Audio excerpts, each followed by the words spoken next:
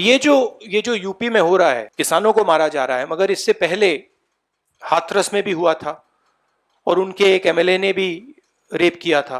तो ये सिस्टमैटिकली ये एक नई तरीके की राजनीति हो रही है उत्तर प्रदेश। क्रिमिनल्स जो भी करना चाहते हैं कर सकते हैं, चाहे वो बलात्कार हो, किसानों का खून हो, और जो मारते हैं, जो रेप करते हैं वो जेल के बाहर होते हैं, और जो मरते हैं वो जेल के अंदर जाते। मतलब हम वहां जाके देखना चाहते हैं, समझना चाहते हैं, परिवार को सपोर्ट देना चाहते हैं।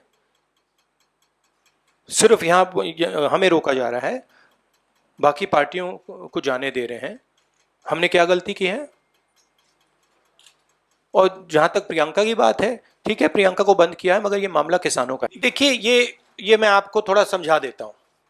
जैसे अभी आपने बोला ये राजनीति हो रही है। देखिए, हमारा काम, ऑपोजिशन का काम प्रेशर बनाने का होता है। जब हम प्रेशर बनाते हैं तब वहां पे कार्रवाई होती है। हाथरस में हमने प्रेशर बनाया, तब जाके कार्रवाई हुई। सरकार चाहती है कि हम इस मुद्दे को उठाएं ना, प्रेशर ना बनाएं, कि जिन्होंने मर्डर किया वो भाग के निकल जाएं। अगर हाथरस में हम गए नहीं होते, वहां पे जिन्होंने बलात्कार किया था वो सब स्कॉट फ्री निकल जाते। अगर हमने उससे पहले उनके एमएलए के बारे में नहीं बोला होता, वो भाग से निकल जाते। तो इसलिए हम दबाव डाल रहे हैं। हम दबाव क्यों डाल रहे हैं? क्योंकि किसानों के साथ गलत काम किया गया है, उनको मारा गया है। और सचमुच बताऊं तो ये आपका काम है, आप लोग तो करते नहीं हो। जो आपकी जिम्मेदारी है उसको तो आप निभाते नहीं हो। उल्टा आप सवाल पूछते हो कि ये पॉलिटिक्स हो रही है। आपकी जिम्मेदारी भी है, उसको तो आप भूल गए, और फिर कहते हो हमें कहते हो। क्योंकि देश का जो ढांचा है, इंस्टीट्यूशनल जो स्ट्रक्चर है, उसको बीजेपी आरएसएस ने काबू कर लिया है। और ये सिर्फ मीडिया की बात नहीं है। आप जानते हो मीडिया को किस प्रकार से कंट्रोल किया जाता है। इसी प्रकार से हिंदुस्तान के सब इंस्टीट्यूशंस को कंट्रोल किया गया है। डिक्टेटरशिप, देखिए, यहां पे जो डेमोक्रेसी हुआ करती थी, आज हिंदुस्तान में डिक्टेटरशिप है। सीधी सी बात है। राजनेता उत्तर प्रदेश में नहीं जा सकते। कल से हमें कहा जा रहा है कि भैया आप उत्तर प्रदेश नहीं जा सकते। छत्तीसगढ़ के चीफ मिनिस्टर जाते हैं, किसानों से मिलने जाते हैं, उनको कहा जाता है सेक्शन 144। ये कहते हैं मैं तो अकेला हूं, 144 कैसे लागू होगा? कोई जवाब नहीं। अब डिक्टेटरशिप किस बात की है? क्यों डिक्टेटरशिप? क्योंकि भयंकर चोरी हो रही है।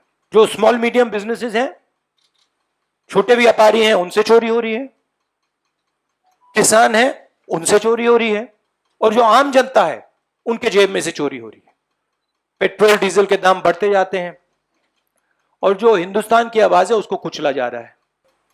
It is a narrative that is being built by the forces that I mentioned. It is a narrative that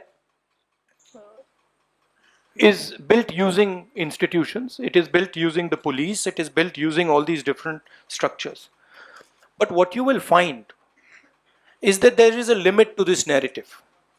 And you will find sooner rather than later, there will be an explosion, the size of which people are not understanding.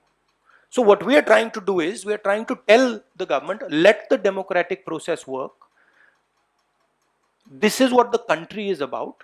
Do not interfere with the democratic process, because it is a safety valve. If you shut the safety valve, other types of problems will come. Right? So we are pushing for maintaining the democratic process. We are also pushing, when we go, when the chief ministers, myself, others go to visit this family, we are trying to give them confidence that in this country, you cannot be run over by a criminal who calls himself the home minister's son, and then nothing happens. We are not going to allow that. That is the message we are trying to give him. It's a message of hope, right? Today, those families don't have hope. Today, the farmer doesn't have hope. That is what we are doing. But there is also 1 second. देखिए, चाहे प्रियंका हो, चाहे मैं हूं, चाहे हमारे family का कोई भी हो, मैन हैंडलिंग से हमें कोई फर्क नहीं पड़ता, कुछ फर्क नहीं पड़ता। हमारे हमारे से आप कुछ भी कर लीजिए, हमें कोई फर्क नहीं पड़ता। हम किसानों की बात कर रहे हैं। हमें बंद कर दीजिए, मैन हैंडल कर दीजिए, मार दीजिए, गाड़ दीजिए, कोई फर्क नहीं पड़ता। हमारी ये ट्रेनिंग है, सालों पुरानी ट्रेनिंग है। ये ट्रेनिंग हमें फैमिली, हमारे परिवार देता है, तो उससे कुछ फर्क नहीं पड़ेगा। नहीं, लैंड एक्विजिशन बिल का मैंने आपसे कहा कि ये सिस्टमैटिकली किया जा रहा है। लैंड एक्विजिशन, फार्म लॉज, ये किसानों का जो है उनसे छीनने का तरीका है।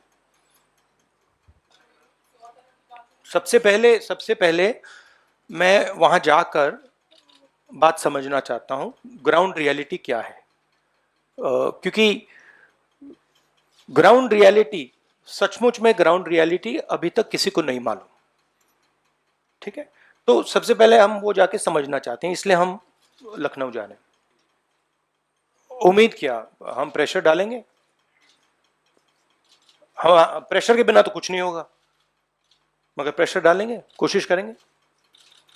बट ये देखिए, आप सवाल जो पूछ रहे हैं ये रिडिकुलस सवाल है, क्योंकि डेमोक्रेसी में ऐसा सवाल उठना ही नहीं चाहिए कि आप कह रहे हो कि देखो भाई भैया, वहां पे किसी ने 6 लोगों को कुचल दिया, प्रधानमंत्री जी जा रहे हैं और आप मुझसे पूछ रहे हो कि जिस व्यक्ति के बेटे ने किया उस पर कार्रवाई होगी।